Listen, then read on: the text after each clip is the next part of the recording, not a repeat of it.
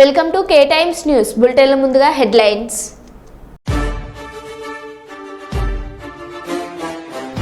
MGM ఘటన దోషులను శిక్షించాలని ఆదేశించిన ఎమ్మెల్యే నాయిని.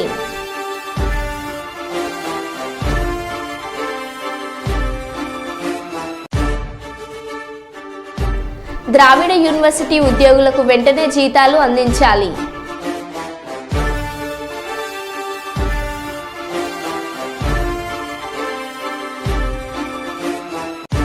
ప్రభుత్వ ఆసుపత్రిని సందర్శించిన మంచిర్యాల ఎమ్మెల్యే ప్రేమ్సాగర్ రావు.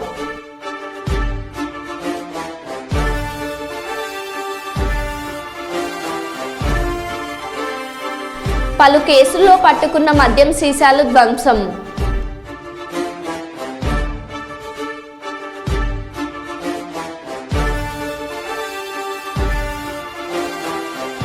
నల్గొండ మిర్యాలగూడ పట్టణం నందిపాడు బైపాస్ రోడ్ వద్ద మినిపాల ట్యాంకర్ బోల్తా.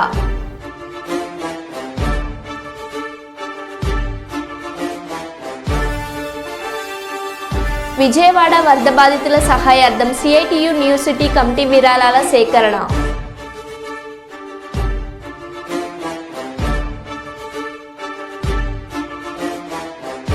వరంగల్ జిల్లా నకిలీ రిపోర్టర్ల పేరుతో పైసా వసూలు.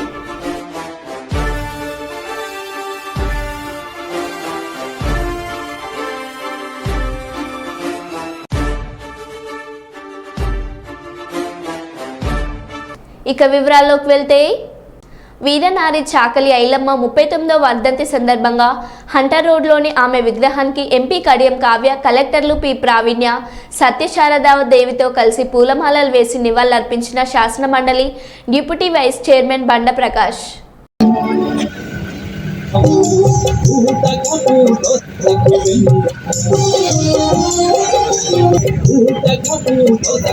చాకలి ఐలమ్మ గారి యొక్క 39వ వర్ధంతికి విచ్చేసినటువంటి అధికారులకు, ప్రజాప్రతినిధులందరికీ ప్రత్యేకమైనటువంటి స్వాగతం సుస్వాగతం తెలియజేస్తూ ఎమ్మెల్సీ బండ ప్రకాష్ గారు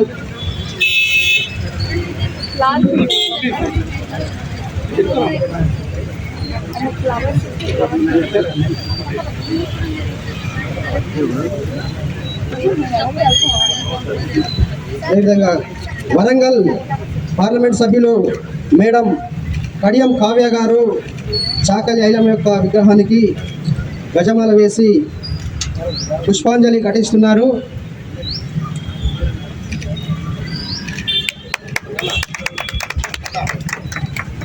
మండలి డిప్యూటీ వైస్ చైర్మన్ గారు బండ ప్రకాష్ గారు పుష్పాంజలి ఘటిస్తున్నారు.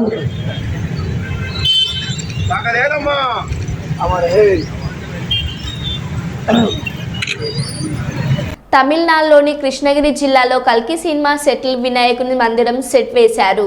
కాంప్లెక్స్లో నుంచి లోపలికి వెళ్లేలా దీన్ని డిజైన్ చేశారు.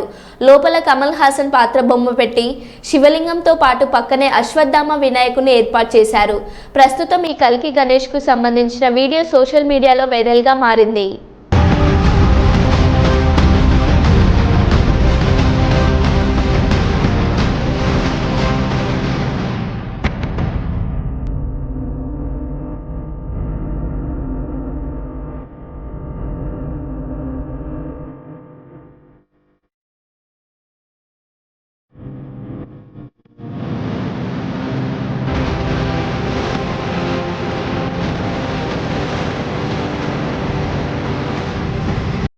నల్గొండ మిర్యాలగూడ పట్టణం నందిపాడు బైపాస్ రోడ్ వద్ద మినీ పాల ట్యాంకర్ బోల్తా. బకెట్లు బాటిళ్లలో పాలను తీసుకెళ్తున్న స్థానికులు.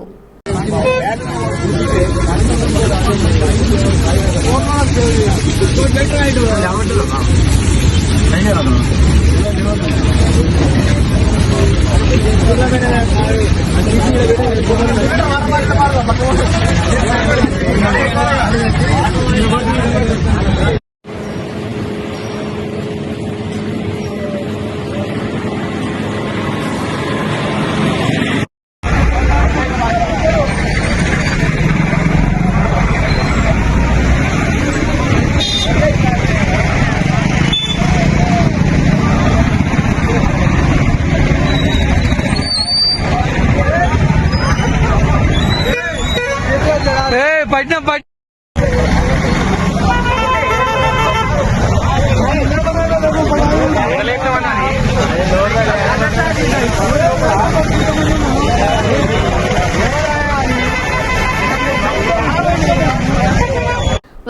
ఎంజిఎం ఆసుపత్రిలో పేషెంట్ కేర్ విభాగంలో పనిచేస్తున్న సుమలత అనే మహిళపై అదే విభాగానికి యూనియన్ లీడర్ వ్యవహరిస్తున్న అలకుంట్ల రాజమ్మ దాడి. అందరూ చూస్తుండగానే సుమలత అనే మహిళను గొలుసులతో కట్టేసి దాడికి పాల్పడిన రాజమ్మ. ఎంజిఎంలో ఉద్యోగం పెట్టించింది నేనే కాబట్టి నాకు నెల నెల మామూలు ఇవ్వాలంటూ దాడి చేసిన రాజమ్మ. దాడి చేస్తున్న క్రమంలో బాధిత మహిళ సెల్ ఫోన్ పగలగొట్టి తీవ్రంగా గాయపరిచిన రాజమ్మ. గాయపడిన మహిళ వరంగల్ మట్టెవాడ పోలీస్ స్టేషన్లో ఫిర్యాదు కేసు నమోదు చేసుకుని దర్యాప్తు ప్రారంభించిన మట్టెవాడ పోలీసులు.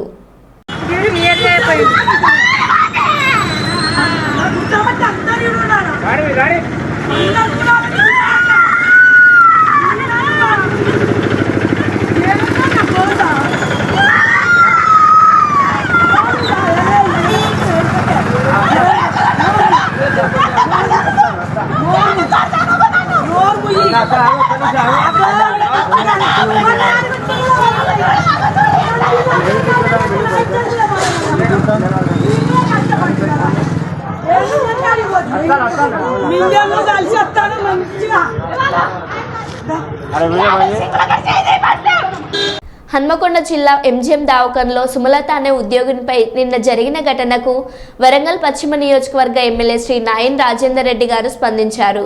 ఇలాంటి ఘటనలను పునరావృతం కాకుండా అధికారులు తగిన చర్యలు తీసుకోవాలని ఆదేశించారు. సుమలతపై దాడి చేసిన రాజమ్మ అనే మహిళ గతంలో ఎంజిఎంలో విధులు నిర్వహించినప్పటికీ తనపై ఉన్న అభియోగాల పట్ల విధుల నుంచి తొలగించడం జరిగిందని ఎమ్మెల్యే గారు గుర్తు చేశారు. ఇలాంటి ఘటనలను ఉపేక్షించేది లేదు అని నిందితులపై చట్టపరమైన చర్యలు తీసుకోవాలని కోరారు. భవిష్యత్ మళ్లీ వైద్యుల పట్ల కానీ వైద్య సిబ్బంది పట్ల కానీ ఎవరైనా ఇలాంటి ఘటనలకు పాల్పడితే రౌడీ షీట్ కేసు నమోదు చేయాలని అధికారులకు ఆదేశాలు ఇచ్చారు. నమస్కారం. హనుమకొండ జిల్లాలో ఎంజిఎంలో జరిగినటువంటి సుమలతపై దాన్ని నిజంగా కూడా చాలా విషాదకరం. ఖండిస్తున్నాం దాన్ని.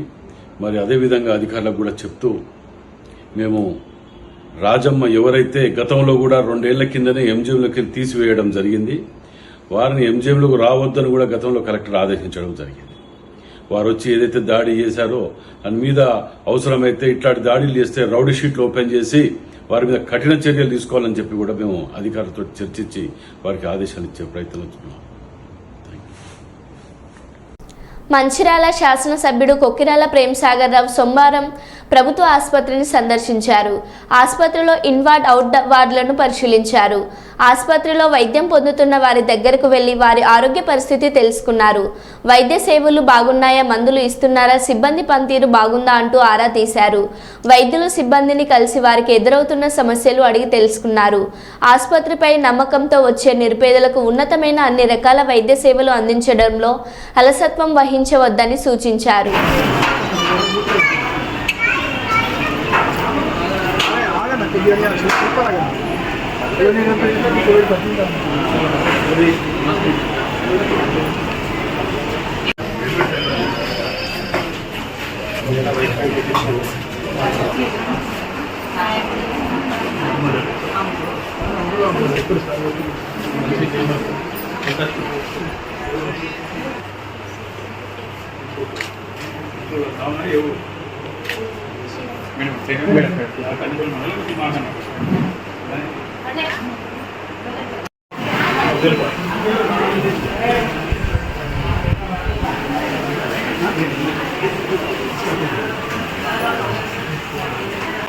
కాళోజీ 110వ జయంతిని పురస్కరించుకొని సోమవారం ఐడీఓసీ కార్యాలయంలో నిర్వహించిన వేడుకల్లో అదనపు కలెక్టర్ వెంకటేశ్వర్లతో కలిసి ఆయన పాల్గొన్నారు. జిల్లా కలెక్టర్ రాహుల్ రాజ్ కాళోజీ చిత్రపటానికి పూలమాలలు వేసి ఘనంగా నివాళులర్పించారు. ఈ సందర్భంగా ఆయన మాట్లాడుతూ కాళోజీ జయంతిని ప్రభుత్వం తెలంగాణ భాషా దినోత్సవంగా ప్రకటించినట్లు తెలిపారు. తెలంగాణ ప్రాంతంలోని ఎంతో మంది కవులకు స్ఫూర్తినిచ్చిన దర్శనికుడు కాళోజీ నారాయణరావు అని, తెలంగాణ భాష పరిరక్షణకు కృషి చేయడంతో పాటు తన కవితల ప్రజల్లో ఉద్యమ చైతన్యం నింపిన మహనీయుడు అని అభివర్ణించారు. ఈ సమావేశంలో బీసీ సంక్షేమ అధికారి నాగరాజ్ గౌడ్, ముఖ్య ప్రణాళిక అధికారి మాన్య తెలంగాణ రచయితల సంఘం మెదక్ జిల్లా అధ్యక్షురాలు కవిత, సెక్రటరీ సంతోష్, అన్ని శాఖల జిల్లా అధికారులు తదితరులు పాల్గొన్నారు. గుంటూరు జిల్లాలో పలు కేసుల్లో పట్టుబడిన 50 లక్షల విలువైన అక్రమ మద్యాన్ని పోలీసులు సోమవారం ఏటుకూరు రోడ్డులోని డంపింగ్ యార్డ్లో ధ్వంసం చేశారు. ఈ నేపథ్యంలో కొందరు యువకులు మందుబాబులు పోలీసుల ముందే మందు బాటిళ్లను దోచుకెళ్లారు.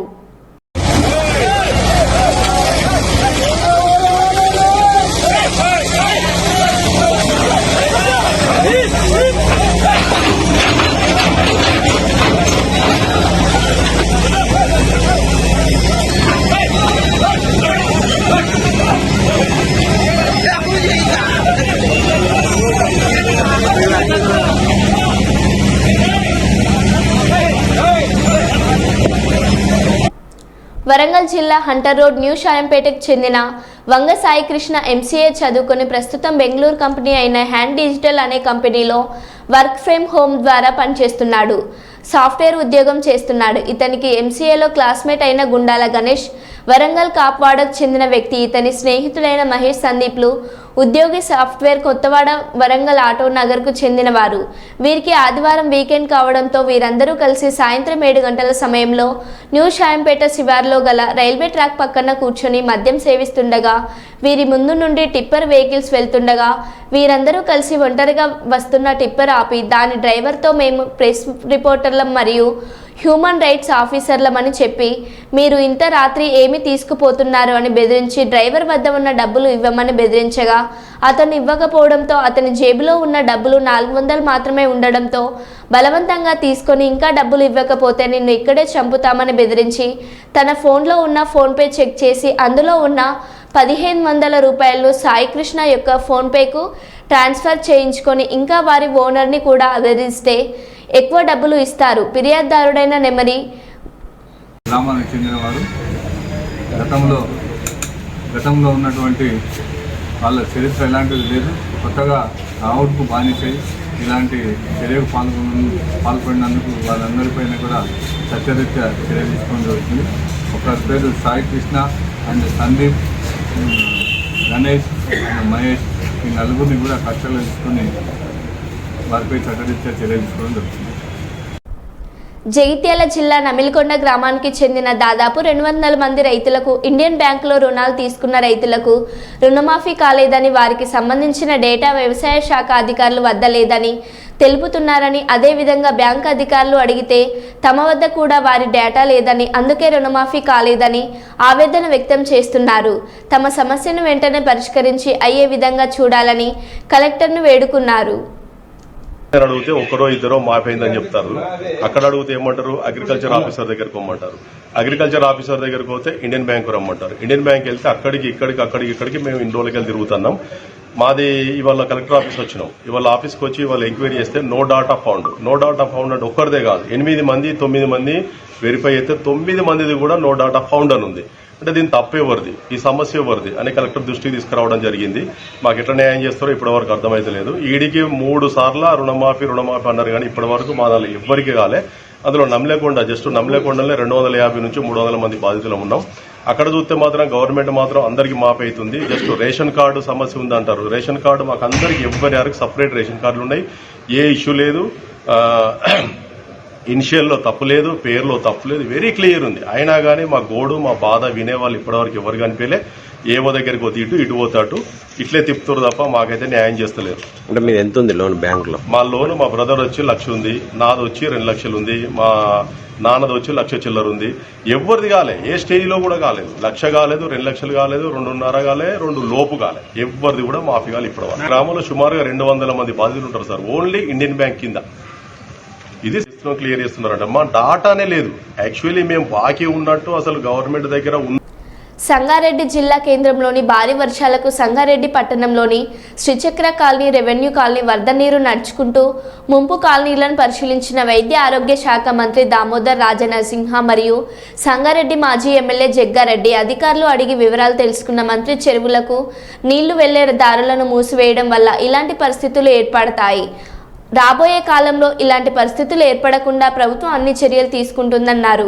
కాలనీవాసులు ఎవరూ అధైర్యపడవద్దు, ప్రభుత్వం అన్ని రకాల చర్యలు తీసుకుంటున్నారు. ఈ కార్యక్రమంలో రెవెన్యూ, మున్సిపల్, ఇరిగేషన్ శాఖ అధికారులు, నాయకులు పాల్గొన్నారు.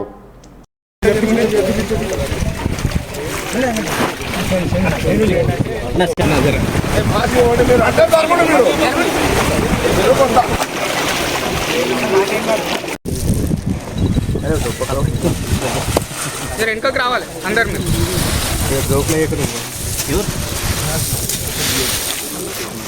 అన్నా కొద్దిగా వెనకరండి అన్నా. సత్యమన్నా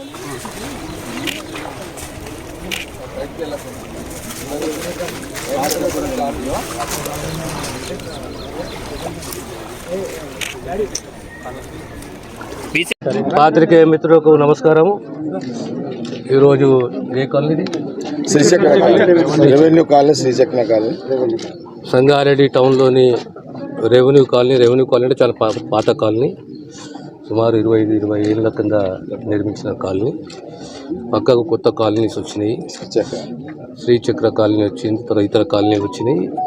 ఈరోజు మన వర్షం వల్ల సుమారు 120-130 ఇళ్లకు నీళ్ళు వచ్చినాయి. 1 ఫీటు 2 ఫీటు 3 ఫీట్ల నీళ్ళు వచ్చినాయి.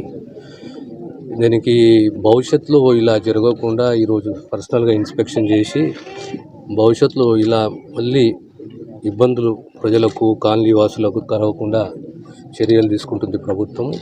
ముఖ్యంగా ఒక ఓపెన్ డ్రైన్ కావాలి ఇక్కడ. ఇది చంద్రయ్య కుంట ఉంది కదా, ఆ కుంటకు కనెక్టివిటీ చేసుకుంటూ ఓపెన్ డ్రైన్ కావాలి. ఆ తర్వాత ఎర్రకుంట చెరువు అనేది ఇంపార్టెంట్.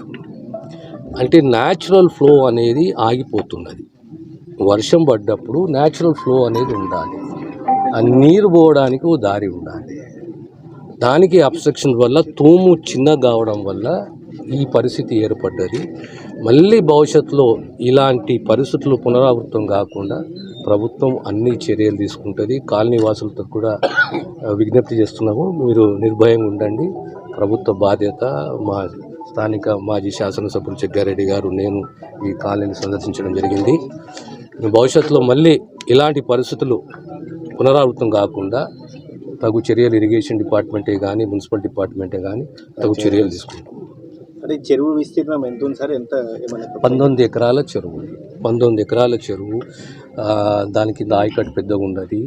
ఈ కాలంలో ఏమైపోయిందంటే పట్టా భూములన్నీ కూడా ఒక దాని ఏమంటారు ఇల్లు కాలనీలు లేఅవుట్లు ఇల్లు కట్టుకోవడము, ఇది సహజంగా అన్ని జాగాలో ఉన్న పరిస్థితి. కానీ దానికి అనుగుణంగా మనం న్యాచురల్ ఫ్లోని ఎక్కడ కూడా మనం ఆపకూడదు. ఈ న్యాచురల్ ఫ్లోని ఆపడం వల్ల ఇప్పుడు ఎర్రకుంటున్నది, చంద్రయ్యకుంటున్నది.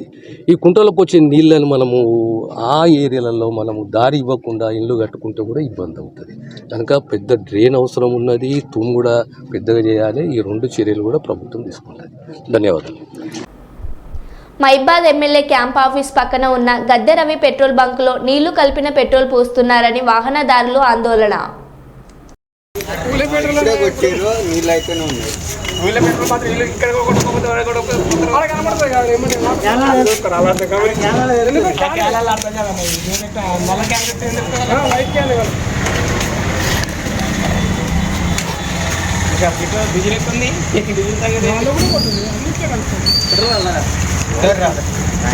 లేదు ఊకా అవుతుందిరా, లేదు పోసుకోరా.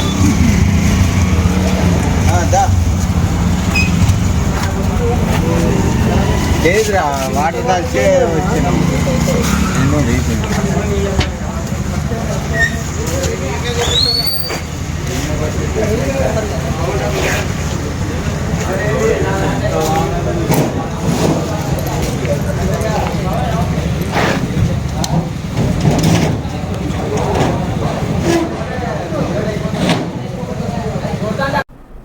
హైడ్రాపై సంచలన వ్యాఖ్యలు చేసిన deputy CM Pawan Kalyan, notice ఇచ్చి పునరావాసం కల్పించిన తర్వాత చర్యలు తీసుకోవాలనేది నా కోరిక. Deputy CM Pawan Kalyan. అంటే ఇది మనం హైడ్రా అలాంటి తీసుకోవడానికి మేమేం నమ్ముతామంటే చాలా మనం సమాజంలో ఉన్న ఎవరైతే ఎన్క్రోచ్మెంట్ తెలిసి చేయొచ్చు తెలియక చేయొచ్చు అందరితో స్టేక్ భాగస్వాములతోటి మాట్లాడి కష్ట నష్టాలు ఏమున్నాయి ఇవన్నీ తెలియజేసిన తర్వాత వాళ్ళకి నోటీస్ ఇచ్చి వాళ్ళకి పునరావాసం కొంత చాలా వరకు చేసిన తర్వాత ముందుకెళ్ళాలనేది నా వ్యక్తిగత అభిప్రాయం. దీన్ని నేను సీఎం గారి దృష్టి కూడా తీసుకున్నాను.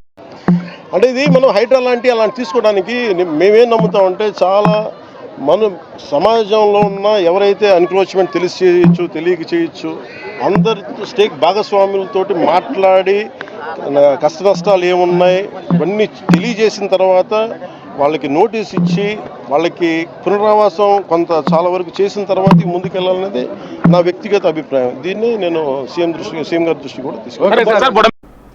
రాజన్న సిరిసిల్ల జిల్లా వేములవాడ శ్రీ రాజరాజేశ్వరిని దర్శించుకున్న ధర్మపురి ఎమ్మెల్యే ప్రభుత్వ విప్ అడ్లూరి లక్ష్మణ్ కుమార్ రాజన్న కోడెమొక్కు చెల్లించుకున్న అనంతరం స్వామివారిని దర్శించుకుని ప్రత్యేక పూజలు చేశారు. స్వామివారి కళ్యాణ మండపంలో ఆలయ అర్చకులు వేదోక్త ఆశీర్వచనం చేసినారు. ఆలయ పర్యవేక్షకులు తిరుపతిరావు శాల్వాతో సత్కరించి లడ్డూ ప్రసాదం అందజేశారు. వీరి వెంట స్థానిక municipal vice chairman Bingi Mahesh, Congress party అధ్యక్షులు చంద్రగిరి శ్రీనివాస్ గౌడ్, పట్టణ ప్రధాన కార్యదర్శి కనికారపు రాకేష్, కాంగ్రెస్ నాయకులు తదితరులు ఉన్నారు.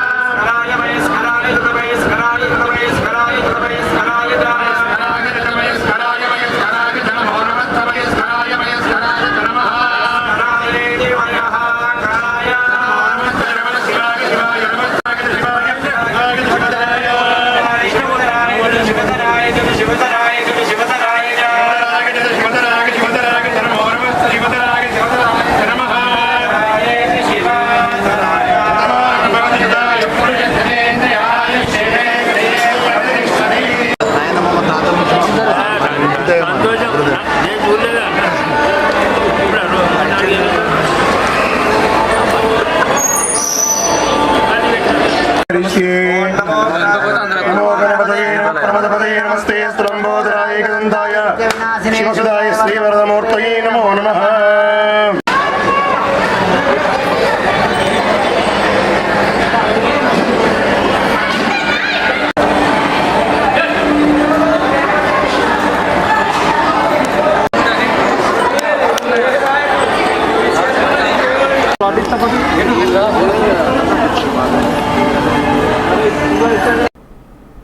వరద ముంపుకు గురైన ప్రాంతాలను పరిశీలిస్తున్న AP deputy CM Pawan Kalyan Kakinada Pithapuram నియోజకవర్గం గొల్లపురోలు వద్ద వరద ముంపుకు గురైన ప్రాంతాలను పరిశీలిస్తున్న డిప్యూటీ సీఎం పవన్ కళ్యాణ్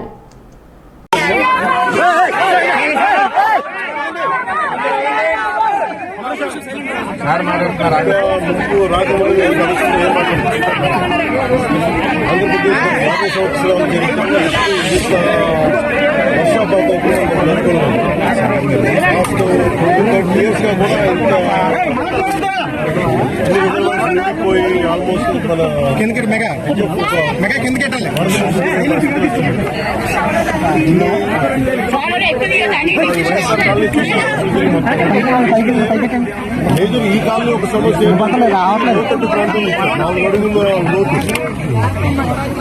ఇది దాదాపు ఒక మార్కెట్ ప్రైస్ అంటే రిజిస్ట్రేషన్ ప్రైస్ ఒక 13 లక్షలు దాదాపు 33 లక్షలు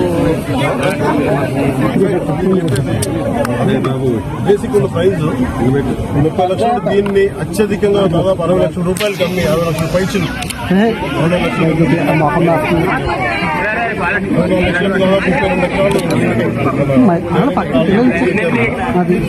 ఆల్రెడీ ముంపు ప్రాంతాలు ఎవరి కంప్లైంట్ ఏముందంటే పైపులు లేవు బయటికి వెళ్ళి ఇది మనం చెప్పినట్టు కదా బుడమేరు ప్రాంతం అంతా కూడా ఇలాగే పడివాగు ప్రాంతాల్లో లోతట్టు ప్రాంతాలు ఎక్కడైతే అవంతరాలు లేకుండా ఇలా స్థానాల్లో చోటు లేవు ఇల్లు కట్టేయడానికి ఇదంతా పరిస్థితి. అలాగే దీనికి సంబంధించి పొలాలు కట్టుకుని దాదాపు చెప్తాను 2 లారీల ఏరియా రోడ్డుకి ఎన్క్రోచ్మెంట్ జరిగి దాదాపు మొక్కలు వేసేసారు. అది కూడా క్లియర్ చేసి ఇబ్బంది ఉండదు చెప్తాను. మేజర్ ఏంటంటే ఇక్కడ ఒక కల్వర్ట్ కావాలి, బ్రిడ్జ్ కావాలి. ఆ బ్రిడ్జ్ ఒకటి వేసామని చెప్పి మాటిచ్చాను. ఈ వరదలు తగ్గగానే దీన్ని వాటిని చేయించాలని చెప్పి కలెక్టర్ షణ్మోహన్ గారు కూడా మాట్లాడుకుంటాము. ఇదేంటంటే ఇది మనం ముందున్న ఇదేనంటే ఎవరు చేశారు ఏం చేశారు అది మేము పొలిటికల్గా మేము మాట్లాడుకుని చేస్తాం. కానీ ప్రస్తుతం ఇక్కడికి వచ్చింది ఎంత ప్రిపరేషన్ ఉంది. ఇన్ఫాక్ట్ వరదలు మనకి ముంపు గురైతే ఇప్పుడు దాకా పొలాలకే ముంపు గురైంది. కాకుండా కాలనీలోకి ఇళ్లలోకి వస్తే ఎంత రెడీనెస్ ఉందని యంత్రాంగం ఒకసారి పరిశీలించడానికి వచ్చాము, సమస్యను తెలుసుకోవడానికి వచ్చాము. ఇవన్నీ ఒకసారి వరద ముంపు తగ్గగానే ఒకసారి వీటికి సమస్యలు పరిష్కారం తీసుకొని వీటికి శాశ్వత పరిష్కారం తీసుకొని సార్ ఇప్పుడు ఏలేరు అనేది వరదాయిని మెట్ట ప్రాంతానికి ఉమ్మడిపూర్ ఇవాళ బుక్కదాయనిగా మారింది. మొత్తం కనీసం కూడికి కానీ ఏ పని చేసిన పని ఇప్పుడు మీరు దాని ఆధునికీకరణ కూడా మీరు అసలు నేను అనేది ముందు ఆధునీకరణ అనేది ముందు పక్కన పెట్టింది. గత 5 సంవత్సరాల కాలంలో కొన్ని కాలువలు పూడికలు తీరు ఏం చేసేట్టు ఈజీ ఎందుకంటే ఇప్పుడు దీన్ని పొలిటికల్ పెట్టారు వైసీపీ తిట్టడానికి వేదిక చేసుకుని ప్రత్యేకించి వాళ్ళు అన్న ప్రతి మాటకి వాళ్ళు చేసిన ప్రతి పనికి సాక్ష్యాధారాలతో సహా వాళ్ళు ఏం చేశారు, వాళ్ళు ఏ స్థాయిలో పెట్టారో మీకు చాలా చిన్న విషయం మీకు. మరో బులెటిన్లో మళ్ళీ కలుద్దాం. Stay tune.